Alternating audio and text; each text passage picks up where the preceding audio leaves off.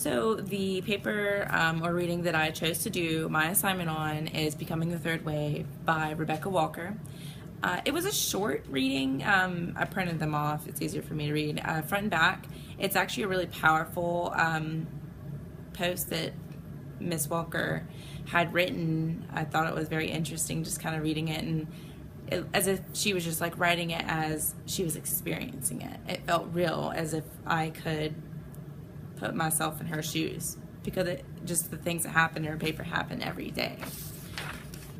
So she starts off by talking about the case between Clarence Thomas and Anita Hill and the sexual issues that were between them, how Anita Hill had accused him of certain sexual deviance and he denied it.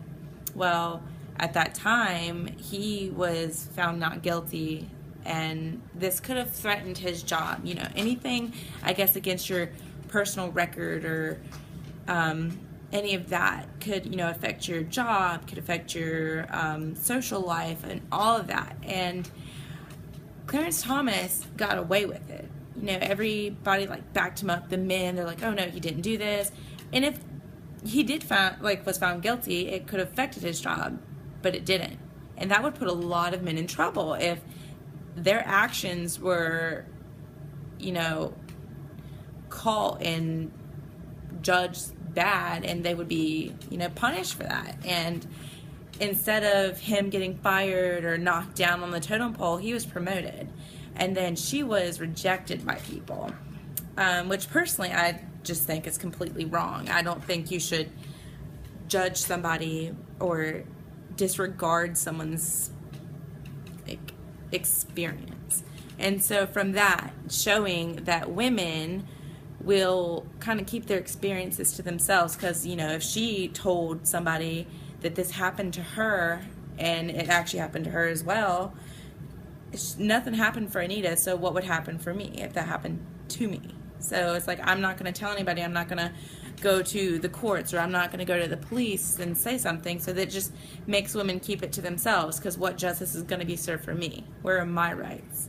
So it kind of places more value on like a man and his gender, and his penis has more say-so and more rights than any woman that could ever have. And going through the paper that she wrote, she was talking about being on a train and hearing men talk about women in a nasty way in front of a mom and her family, or her mom and her daughter. And I mean, I personally hear this all the time. It's just as if we're trash and we can be thrown away, or we can be used, or there's nothing to us. We're just objects. We're sexualized. Yes, we have a vagina. Yes, you know, having sex is pleasurable, but there's also like reproduction. And men just, I guess, don't make the connection that we're a little more than just objects.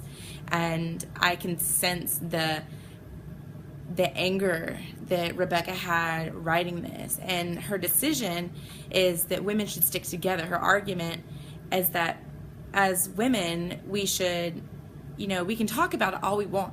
We can say, oh, we're going to do this, we're going to not do this, we're going to further our actions, but she said to take, you know, all your thoughts and put them into tangible actions, to put forth like effort. Like, don't just sit around and say something, ignore something, be quiet. She will not be silenced, she said. And as Fiercely's put, like her own little paragraph, I will not be silenced, you know, I believe her. She had decided to make the choice to put every fiber in her body towards being a post-feminism feminist. She's the third wave. Talking about how she's not going to support anybody who doesn't support her in terms of her feminist views, that aren't going to like help her rights, and they're not going to use men and let them make calls or take away our rights and what we can do with our bodies and what we can't do. That it's ultimately our decision. So instead of just, you know, reading about feminist theories and beyond voting and discussing, she's just going to work more and educate more people and challenge people, you know, question them about, you know, how they feel. Do they feel their rights are there or not? So I thought that this is a very powerful piece by Rebecca Walker. I really enjoyed reading it. And I do like the last thing that she said in it. that she said, do not vote for them unless they work for us. Do not have sex with them. Do not break bread with them. Do not nurture them if they do not prioritize our freedom to control our bodies and our lives. She said, I am not a post-feminism feminist. I am a third wave, which is just powerful. Why would you support someone who doesn't support you? You know, we want all equal rights, and we say that we have them, but we don't. We have the laws that we should be equal, but there's still that, you know, gender pay gap. There's still, you know, he said, she said things that women aren't being believed. Like, for example, Brock Turner, the swimmer from a college who raped a girl who was super drunk behind a dumpster, had like, what, 3 months in prison or jail? And they didn't even use his mugshot. They used just, you know, his composite. This is an example of what Rebecca Walker is talking about, how our rights are not the same. And instead of focusing that this man raped a woman, it was more so she should not excessively drink, that that's her fault that she had asked for it.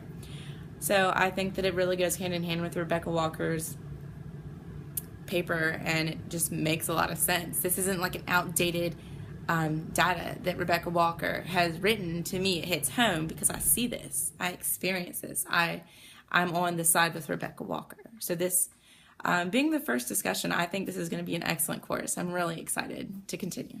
Thank you.